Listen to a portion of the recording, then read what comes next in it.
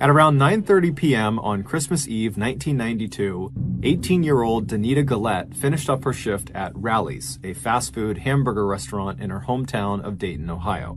She hung up her apron, she said goodbye to her coworkers, and then she stepped outside into the freezing 19-degree night air. Danita had not driven a car to work that day, so she pulled her plaid flannel jacket tightly around her to keep warm, and then she began to briskly walk in the direction of her mother's house, which was only a couple of miles away.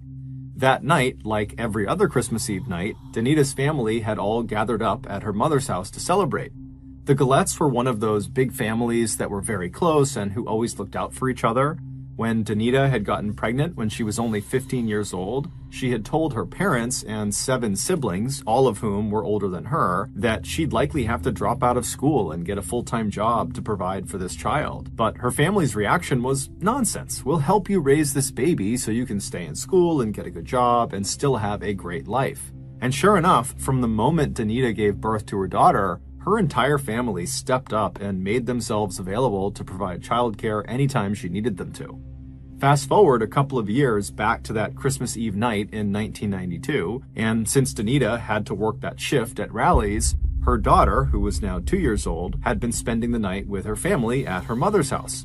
And so as Danita walked, she suddenly had this urge to call her family and just check in to make sure her daughter was okay, and also just to give them a heads up that she would be there in the next 30 minutes or so. So at around 10 p.m., she stopped at a payphone on the side of the road that was only about a half mile from the Rally's restaurant. She fished some coins out of her pocket, she put them into the slot on the phone, and then she dialed her mother's phone number. As the phone rang, Danita likely was thinking about how much fun it was going to be to see everyone that night. She also likely was looking forward to eating some of her mother's famous chili and cornbread that she always made around this time of the year. At Danita's mother's house, her whole family was sitting around in the living room chatting and having a nice time, just waiting for Danita to arrive. At 10 p.m., when the phone rang in the house, immediately everyone in Danita's family assumed it had to be Danita calling to let them know that she was off work and that she would be home soon. So when the phone was ringing, one of Danita's siblings, Rhonda, she jumped up and she excitedly ran into the kitchen and she pulled the phone off the receiver and she said, "Hello?" expecting to hear her sister's very happy voice on the other end of the line, but instead she heard silence. Rhonda said, "Hello?" a few more times, but when she was still met with silence, she shrugged and put the receiver back into its cradle, and then she walked back into the living room and she told her family that no, it was not Danita, it must have been a wrong number. Danita's family would stay up for a little while longer waiting for Danita, but she never showed up, and they never actually spoke to her on the phone. Eventually, the family was so tired they decided to just go to bed for the night. They figured Danita must have gotten hung up at work, which was prone to happen, and so they would just have to wait until the next morning to celebrate the holidays with her. Around the time Danita stepped outside of the Rally's restaurant and began making her walk to her mother's house, Dayton, Ohio homicide detective Doyle Burke was finishing Christmas Eve dinner at his grandmother's house in the suburbs with his wife and their 2 young children. Like the Gullettes, the Burkes also liked to get together with family on Christmas Eve at Grandma's. But much as Detective Burke enjoyed the holidays, he'd been a homicide cop long enough to know that just about every week, at least one person got murdered in Dayton. And so chances were good at some point over the next couple of days, he'd be called into work. And sure enough, that Christmas Eve night, after they were done eating, his pager went off, and he looked at the incoming code and it said, "Call work immediately." When he looked up from his pager, he noticed his wife was staring at him. She knew the drill. She knew he would have to leave. When Detective Burke stepped away to call into work, he was told there had been a shooting on Neal Avenue. The victim had been found near a payphone located about a half mile away from the Rally's restaurant. Detective Burke said goodbye to his family, he hopped in his car, and he headed over to Neal Avenue. When he got there, he saw a ring of police cars and medical personnel all standing in a circle around this payphone. Burke parked his car on a side street and then he walked over, and when he pushed past the ring of people, he saw the victim on the sidewalk right underneath the payphone. It was a young woman lying in a pool of her own frozen blood. It was Danita Gullette. She had been shot 5 times at point-blank range, bullets striking her in the chest, the legs, and the hands. The pattern of wounds on her body suggested she'd tried to shield herself from the bullets, holding up her hands and turning her head away and crouching back like she was trying not to get hit. After she was lying on the ground, either dying or dead, whoever had attacked her ripped her plaid coat off, they took her sneakers off, and they took her backpack that contained only 50 cents. Scattered around her body were .25 caliber aluminum shell casings, which immediately stood out to Burke. That type of ammunition was distinctive. It was generally only used for target shooting because it was not a very powerful ammunition. However, obviously, it was still lethal at close range. Witnesses in the area said they had heard the shots ring out and then saw two young men carrying pistols running away from the payphone. Shortly after Danita's family had decided to just go to bed and see Danita in the morning, they heard a knock on the front door. It was Detective Burke telling them that their Danita had been murdered. They were beyond devastated. They couldn't understand why anyone would ever want to harm Danita. She was such a happy person who everyone seemed to love. They just couldn't understand who would do this. When Burke told the family that Danita had been killed near a payphone, and according to witnesses, her murder likely happened sometime around 10 p.m., as soon as the family heard this, they all thought of that strange, silent phone call that Rhonda had answered around 10 p.m. that night. Had that actually been Danita? Had that been her killer? They didn't know, but it just seemed like too much of a coincidence that they would get a call at the same time that she was killed. After leaving the Gullette's household and filing his report on Danita's murder, Detective Burke arrived back at his home just hours before dawn on December 25th. After catching a quick nap, he spent that morning with his family celebrating Christmas, but his heart just wasn't in it.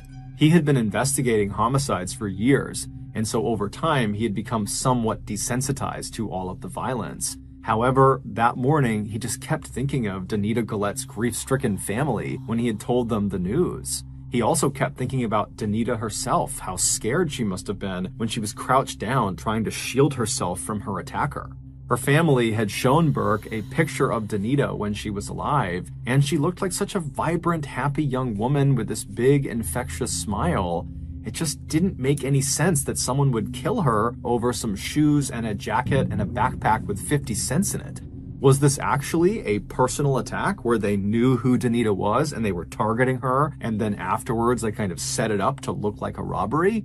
Or was this really a robbery? In which case, again, why are you killing someone over things that are worth so little? Burke kept finding himself thinking in circles about her case. He felt like there had to be more to this than met the eye. And he would be right. That night, just before 9 p.m. on Christmas Day, Burke's pager went off again. There had been another murder. This one had taken place in the northern part of Dayton, roughly 2.5 miles from where Danita had been found. The victim was 19-year-old Richmond Maddox. He was found slumped in the driver's seat of a blue Chevy Caprice that had crashed into a tree on the side of the road. But the crash hadn't killed him. What had killed him was a gunshot wound to the right side of his head, fired from point-blank range. And they searched the car. There was no weapon inside of the car, so this was not a suicide. And they checked the exterior of the car, and there was no entry point into the car from a bullet, which means the gun that shot him had been fired from inside the car. Likely, whoever was sitting in the passenger seat or in the back seat had shot this guy in the head.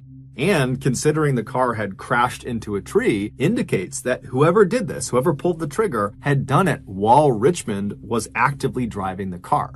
And so in Burke's mind, this indicated that the person who did this had been forced to do this, because it's extremely dangerous to shoot the driver of the vehicle when the car is still moving, because you're going to crash. And so this person who shot Richmond must have been desperate. Maybe they had been kidnapped by Richmond and they were forced to do this. Burke didn't know, but that seemed like the most logical theory. When police spoke to witnesses in the area, they told the police that they heard the crash and then they looked outside and they saw what looked like a short young woman, probably a teenager, get up from the ground near the car and then start running away with a limp. Even though no shell casings were found in or around Richmond's car that could, in theory, link his murder to Danita's murder, Burke still had a hunch that these two murders had to be connected. They had occurred less than 24 hours apart, so back to back, and the bodies were found less than a couple miles apart. And in Burke's experience working in homicide, coincidences rarely occurred. Things happened for a reason. And in Burke's mind, he's thinking, these murders are connected. I just got to figure out what the connection is. But Detective Burke's investigation into Richmond Maddox's death only seemed to further complicate things.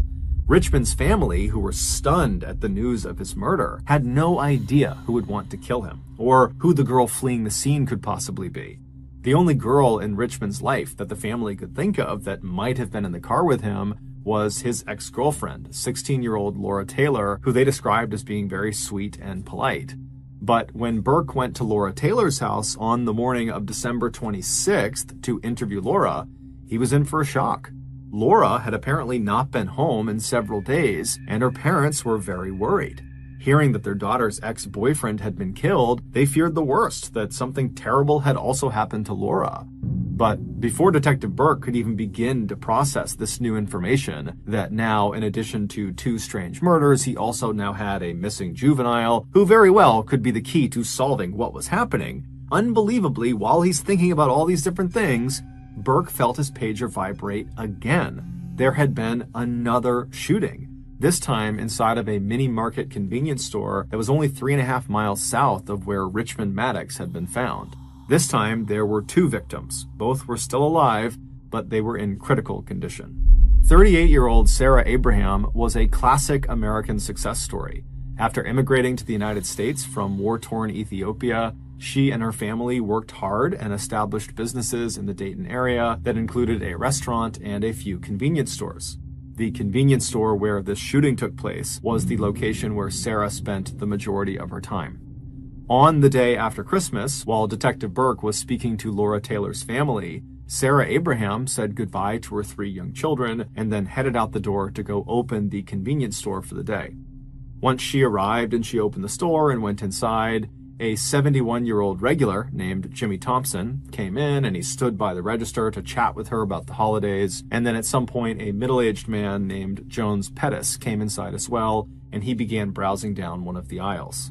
A few minutes later, a teenage girl came up to the register and tried to buy a pack of gum, but she was 5 cents short. Jimmy cheerfully reached into his pocket and gave her a nickel. She smiled, took the nickel, put it on the counter, and then she took the gum and walked out of the store. Then, a few minutes after the girl had left, 2 young men entered the store, each holding a pistol. Sarah and Jimmy immediately threw their hands up over their head, and Sarah told the gunman, take anything you want, we'll give you all the money we have, please just don't shoot us. One of the men barked at her to open the cash register and give them all of her money. And so with shaking hands, Sarah reached down and she opened the register, she pulled all the money out, she gave it to them, and then she kept her hands up. She had given them everything they had wanted. But for some reason, the man who had taken the money from her still raised his pistol up. He put it right in her face and he fired 2 shots. One went straight through her mouth and the other went through the top of her head. And then, after she collapsed to the ground, the men began shooting at Jimmy, but amazingly, they missed him despite being right in front of him. And Jimmy, who was thinking on his feet, immediately threw himself kind of over the counter and acted like he had been mortally wounded. And so the gunmen, believing Jimmy was down as well, they turned around and they began walking out of the store. But as they were leaving, they noticed Jones Pettis, who was trying to hide at the end of one of the aisles. And so they just fired at him, striking him in the hand and in the stomach. Then the 2 gunmen left, they hopped in a car, and they fled. Paramedics would rush Sarah Abraham and Jones Pettis to the hospital. Jones would survive, but Sarah would die from her injuries 5 days later. When Detective Burke arrived at the convenience store that morning, the other officers who were already on scene told him that Jimmy and Jones had not gotten a good look at the shooters. They just said that they were 2 young men and that they didn't recognize them. After being told this information, Burke stepped inside of the convenience store to have a look around. He was already operating on the idea that this attack had to be linked to Richmond Maddox and to Danita Gullette, because again, the proximity and time to the other murders was just too much to overlook. That couldn't be a coincidence. And sure enough, right as Burke stepped into this store, this hunch of his seemed to be confirmed, because on the blood-stained ground near the counter were several .25 caliber aluminum shell casings, the same distinctive ammunition type that was used in Danita's murder. At this point, Burke was fully convinced these murders had to be linked. But the victims didn't make sense. It would turn out none of the victims' families had ever heard of the other victims or their families. None of the victims worked together or went to school together or had any interaction at all. It just seemed like the victims were kind of random. But as Burke and his partners were discussing how these crimes could be linked, Burke got yet another call. There had just been an attempted shooting at a Dayton gas station. When Burke arrived, they found this hysterical woman named Kathy Henderson, who earlier had been putting air in the tires of her black 1989 Dodge Shadow. When two young men pull into the parking lot, they hop out of the car and they walk right up to her. They raise their guns at her, and then one of them says, "You're gonna die today." And then the two men just started shooting at her. And amazingly, she managed to not get shot and she was able to run to safety, but the two men stole her car. The bullet casings that were found at the scene of this crime were, unsurprisingly, the same distinctive aluminum variety. Clearly, whoever was behind all of these shootings was not showing any signs of slowing down. And so by now, these shootings in Dayton had attracted so much attention that it was not only all over the local media, but it was all over the national media. This was all anybody in the country was talking about, that there was just these rogue people running around Dayton shooting random people, and the police apparently couldn't stop them. And so panic was spreading like a wave amongst Dayton residents and surrounding areas. It didn't seem to matter who you were or what you were doing. Suddenly, everyone felt like they could be next. On the evening of December 26th, shortly after Kathy Henderson's carjacking was reported, Dayton Police Sergeant John Huber was in his patrol car cruising the northwest neighborhood of Dayton when an all-points bulletin came across his radio. The dispatcher said to be on the lookout for the 1989 Dodge Shadow that Kathy Henderson had stolen, and that if they found it, be advised because the occupants were likely the same people perpetrating all of these shootings all over town, and so they were likely armed and dangerous. Huber had developed a knack for finding stolen cars in Dayton. He knew where all the little cutouts were and back alleys were where people like to stash their stolen cars, and so he decided he would just go looking for the Dodge Shadow. And after only being on the hunt for about 20 minutes, he looked down a dark, quiet street just a mile away from where Danita had been killed, and he saw a black Dodge Shadow parked on the side of the road. When he drove up behind it, he saw it was empty, so he called the police station and asked them to run the license plates. And when they called him back, they told him that the plates did not belong to a black Dodge Shadow. They belonged to a blue Pontiac Grand Am, and that the Grand Am was registered to a 34-year-old man named Joseph Wilkerson.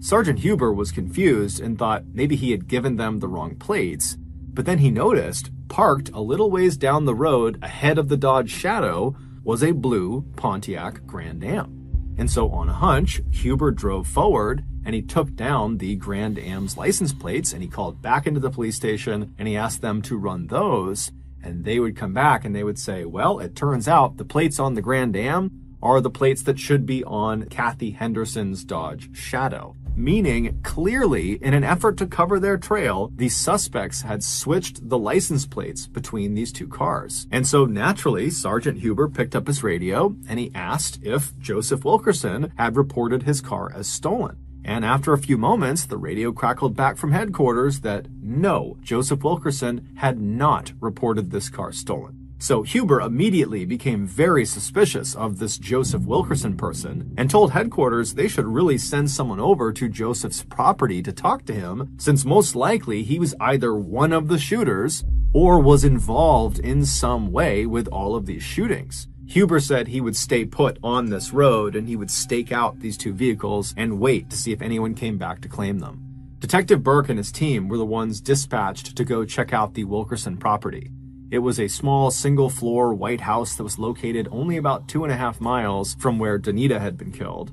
Burke opened the front gate that surrounded the property and he walked along the pathway up onto the front porch and he knocked on the front door, but there was no answer. Burke called out that, hey, it's police, you gotta open up, but there was silence in the house. Burke left the porch and walked around to the back of the house and knocked on the back door, but still no one came to the door. However, as Burke and his team stood around the back of the house, they all started to smell something awful. It was this putrid smell that was definitely coming from inside the house. They didn't know what the smell was, but given the circumstances and frankly the urgency to figure out who is behind all these shootings, they decided this smell constituted potential foul play, and so they kicked in the back door and they made entry into the house. Immediately, the smell picked up tenfold. It smelled absolutely horrible inside this house. And just from a quick glance around the inside, it was very obvious this house had been ransacked. Somebody had robbed this house. All the drawers and cabinets had been opened. There was trash and clothing and random pieces of electronics all over the ground. And so the police, they have their guns out. They're scanning around the room and they're yelling out, "Police, if you're here, show yourself. We're coming in." But no one showed themselves. It was all silent in the house. And so the police began carefully stepping through the house, and they eventually turned right and began walking down this one central hallway that seemed to lead to kind of a back room that looked like maybe a bedroom at the end of the hall. And as they're walking down this hallway, the smell is getting stronger and stronger. And then finally they get to the end of this hallway and they look into this room and they can see what is causing the smell. There on the bed in this room was 34-year-old Joseph Wilkerson. His wrists and his ankles had been tied to the four posters of the bed with electrical wire, kind of putting him in a spread eagle position on his back. He had no clothes on, but he had a pillow over his chest and his head, and on the outside, on the top of the pillow, were two obvious scorch marks. Someone had clearly pressed a gun into that pillow and then fired 2 shots through it into Joseph's chest and his head, killing him. And from the look of his body and the smell, Wilkerson had likely been dead for at least several days. Also on the ground was another aluminum shell casing, meaning almost certainly this murder was connected to all the others. But the police still had no clue who their attackers were. Who were these mysterious 2 young men? Who was this young girl who jumped out of that car? Was that Laura Taylor? Was that the ex-girlfriend? Was she kidnapped? They didn't know. None of it made any sense. Who were the victims? They don't know each other. Why are they being chosen? What is the connection? And so because the police were kind of at a dead end and they really didn't know where to take this case, they set up a tip line that night for people in Dayton and outside of Dayton to call in with any information about any of these shooting victims. And over the first couple of hours that this tip line was established, the callers that were calling in were providing nothing of value. But late that night on the 26th, a call came through from an 18-year-old named Nicholas Woodson. And based on the tone of his voice, it was obvious he was genuinely scared for his life. He told police that he thought he was going to be the next Dayton murder victim. When police asked him why, he said, "Because I know who the killers are. There's 4 of them, and I think they're planning to kill me next to keep me from talking to you." While the police spoke with Nicholas, Sergeant Huber was still hiding out in his patrol car, watching the Dodge Shadow and the Pontiac Grand Am from a distance. He was kind of hidden behind some trees. And at some point, he saw movement in an apartment building situated just opposite where these 2 vehicles were parked. 3 young people walked out of the building. They walked down the front steps out onto the road. And as they crossed over the road towards the 2 vehicles, they were illuminated by the street light, and Huber could clearly see there were 2 young men and a small young woman. One of the men climbed into the driver's seat of the Dodge Shadow, while the other 2 climbed into the passenger and back seat of the Shadow. As the driver turned the Shadow on and pulled away from the curb, Huber radioed into headquarters that the vehicle was on the move and he needed backup right away, and then he too pulled away from the curb and began following them. After just 2 blocks, the Shadow stopped, and at that moment, Sergeant Huber sped up behind them with his lights on, and immediately the passenger door of the Shadow flew open and one of the 2 men took off running, but the other man and the woman stayed in the vehicle. Huber's backup had not arrived yet, so he couldn't worry about the runner. Instead, he stepped out of his car and stood behind his open car door to kind of use it as a shield, and he aimed his pistol at the driver and he yelled for them not to move. Inside the Dodge, the interior light was now on, and it showed the man was still sitting in the driver's seat, not really doing anything, and the young woman who was in the car, who was in the back seat, she was becoming hysterical, and she was screaming at the driver to shoot him now, shoot him now! But the driver didn't do anything. And then moments later, backup arrived, and they were able to pull the man and the woman out of the Dodge without a fight, and they arrested them both. They were 19-year-old Marvalis Keene and the young woman was none other than 16-year-old Laura Taylor, the ex-girlfriend of Richmond Maddox, whose family had reported her missing. The police searched the nearby buildings for the man who had run, and they quickly found him. He had gone back inside the apartment building that Sergeant Huber had originally seen the trio come out of before they got into the Dodge Shadow. The runner was 17-year-old DeMarcus Smith, and with him in the building he was attempting to hide inside of was 20-year-old Heather Matthews, and she was actively trying to hide DeMarcus. And so both of them were arrested as well. When all four of them were brought back to the station, the police noticed that Marvalis was wearing Danita's flannel jacket and DeMarcus was wearing Danita's sneakers. Additionally, while these four were being processed at the police station, a call came in from a team of police investigators who were searching the Dodge Shadow, and they would say that they recovered two guns, a .32 caliber Derringer pistol and a .25 caliber pistol that contained the same distinctive aluminum ammunition that was used in almost all of the murders. The police had just caught their killers, and they would soon find out they had done a lot more damage than the public was aware of. The police would interrogate all four of them that night, starting with Laura Taylor, who they thought would be the easiest to get information from because she was 16, so she was the youngest, and she was considered to be very kind and thoughtful, but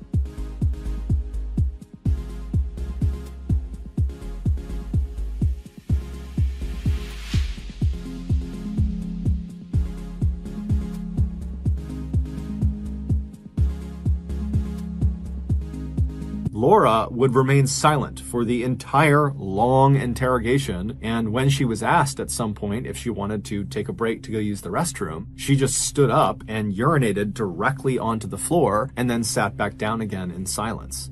But Laura was the only one who acted tough. The other three talked, and before long, the police heard the whole awful story of what they had done. It all started back on the night of December 24th, Christmas Eve. Laura, Heather, and Marvalis were sitting around together talking about how they needed money. And at some point, Laura suggested they rob a guy she knew, Joseph Wilkerson. She said he probably had lots of nice things in his house, and I know he has a car, so we can take all of that. The other two liked the idea, and so Laura called Joseph and asked him if he wanted to be a part of an orgy with them. And Joseph said yes. So the trio walked over to Joseph's house, he let them in, and then the two girls and Joseph walked back into that back bedroom while Marvalis sat on the couch in the living room. In the bedroom, Joseph laid on the bed and he took his clothes off, and Heather and Laura pretended to start taking their clothes off when suddenly Marvalis, as planned, came bursting into the room with his pistol held out in front of him. He aimed it at Joseph and told him not to move, and then he ordered Heather and Laura to tie Joseph's hands and ankles to the four posters of the bed. Joseph immediately begins to beg for his life and tells them they can take anything they want in the house. Anything in this house, it's yours, just please don't shoot me. Marvalis instructed the girls to go search his house for valuables. And so while Marvalis is standing there with the gun aimed at Joseph, perhaps in an attempt to kind of bargain his way out of this, says to Marvalis, hey, I have a really amazing gun, a .32 caliber Derringer that I have hidden in the garage. If you want it, I can tell you where it is. And so Marvalis was totally interested, and he said, yeah, tell me where it is. And so Joseph explained where to go in the garage, and so Marvalis left the room, he went into the garage, and he would eventually find this little gun, this .32 caliber gun. And then when Marvalis walked back into the bedroom with Joseph, he promptly walked over to Joseph, grabbed a pillow, he put it over Joseph's chest. Joseph is just looking up at him, wondering what he's doing. And then Marvalis took this new gun, this .32 caliber Derringer, and he pushed it into the pillow, so it was aiming straight down at Joseph's body. Joseph pleaded with him not to shoot him, but Marvalis pulled the trigger and he fired a shot through the pillow into Joseph's chest. Joseph began screaming, and then he made this guttural sound and his whole body began to shake. And so the other two girls, they heard the sound of the shot, so they came running back into the bedroom. And when they saw what was happening, they just stood there. And then Laura looked over at Marvalis and said, "Hey, can I shoot him too?" And Marvalis says, "Sure." And he hands her the .32 caliber Derringer, the one they had taken from the garage. And Laura takes the gun. She walks over to the still shaking Wilkerson. She repositions the pillow on his face. She pushes the Derringer into the pillow, aiming right at Joseph's face. And then she pulls the trigger, but it doesn't fire.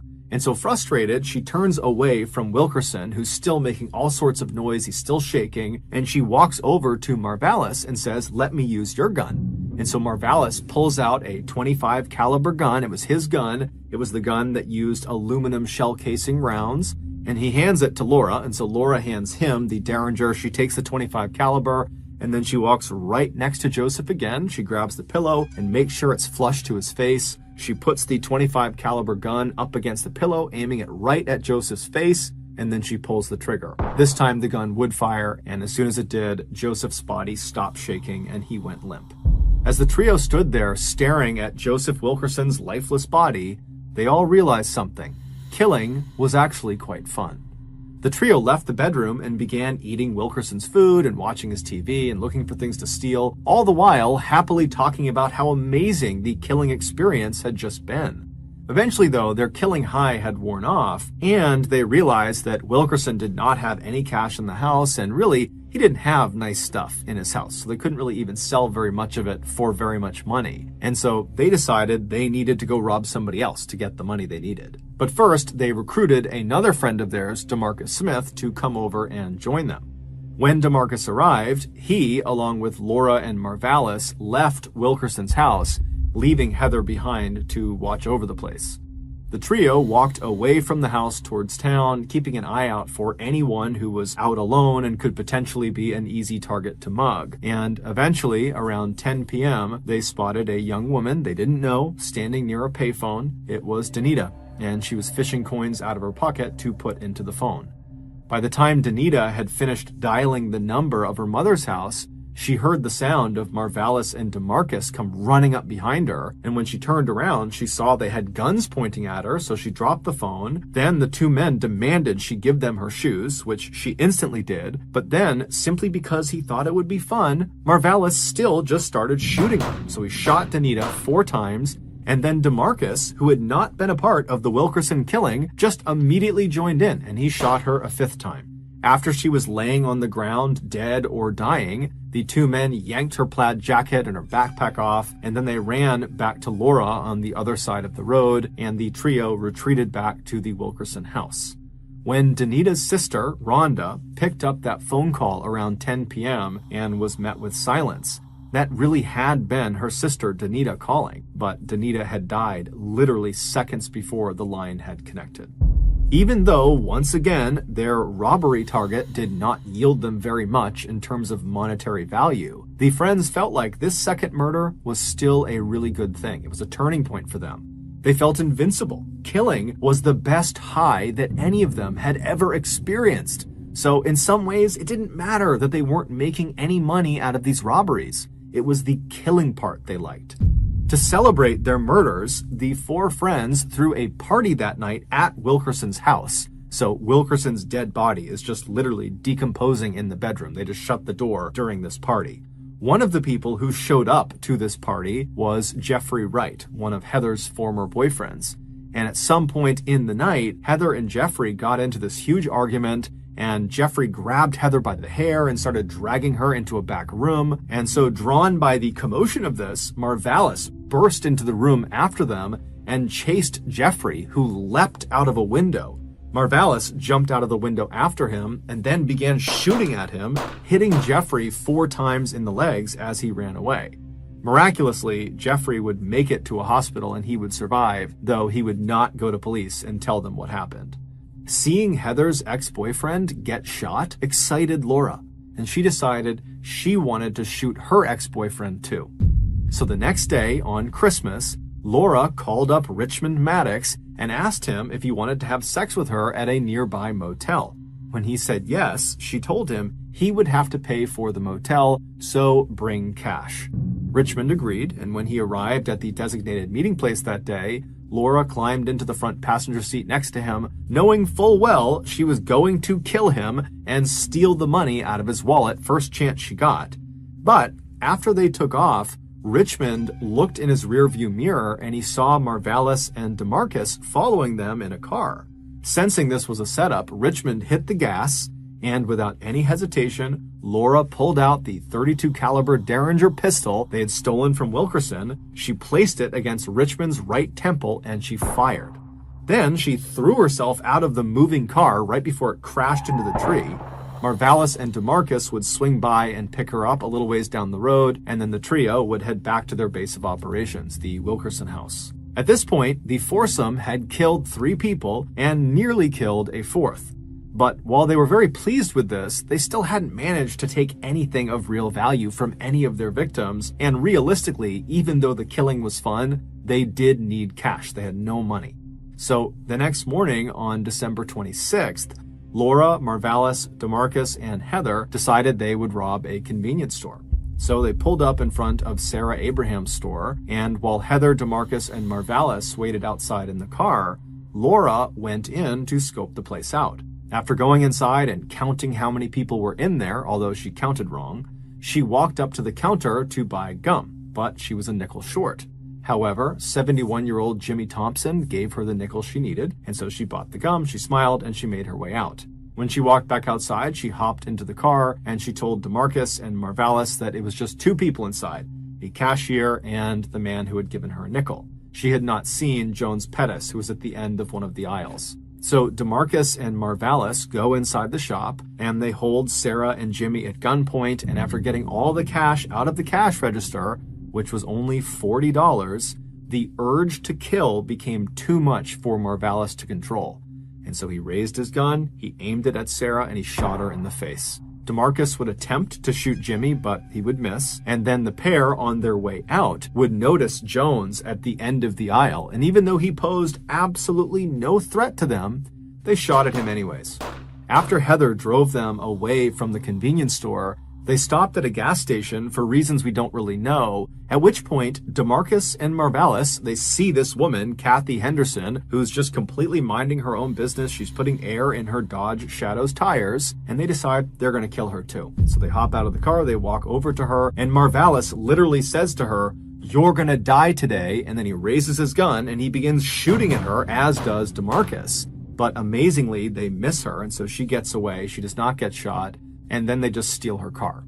Even though by now the foursome had left behind an astounding amount of evidence that 100% was going to get them caught eventually. Despite that, their only fear at this time was that 2 of their friends, 18-year-old Marvin Washington and 16-year-old Wendy Cottrill, might snitch and turn them in. Marvin and Wendy had been present at that big party at the Wilkerson's house and had overheard the foursome talking about the murders, and the foursome knew they had overheard. But strangely, Wendy and Marvin were not the only people at that party who had overheard them. 18-year-old Nicholas Woodson was also at this party, and he overheard, and they knew he overheard. But for some reason, the foursome had identified Marvin and Wendy as the most likely to snitch. And so Marvalis confronted the pair about this, and he told them they would have to come along for the next murder to prove their loyalty and trustworthiness. And Wendy and Marvin agreed. And so that night, on December 26th, Marvalis and DeMarcus drove Marvin and Wendy out to the edge of town to this gravel pit. And when they got there and parked the car, Wendy and Marvin realized they were the next murder victims. They pleaded with Marvalis to let them go, that they wouldn't say anything, they promised, but he wasn't having it. Marvin eventually got out of the car and DeMarcus followed, and DeMarcus told Marvin to get on his knees, which he did, and then DeMarcus shot him in the back of the head, execution style. And so Wendy has seen this happen, so she knows she's next, and she begins screaming and begging for her life, and she grabs onto the inside of the car so as not to get pulled out. but DeMarcus comes back over to the car. He grabs her and starts pulling on her, and then Marvalis as well comes around and he grabs onto her too. And between the two of them, they're able to pull Wendy out of the car, at which point Marvalis told her to open her mouth. And eventually she would, and Marvalis put the pistol, the .25 caliber pistol, into her mouth, and he told her to bite the barrel. And then when she was biting the barrel, he pulled the trigger. The killers left the bodies where they fell and just hopped back in their car and headed back into town. Nicholas Woodson likely knew that Marvin and Wendy had just been killed for snitching. And so he's thinking to himself, I overheard them talking about the murders. What's stopping Marvalis and DeMarcus from killing me next? I know about the murders, and they know that.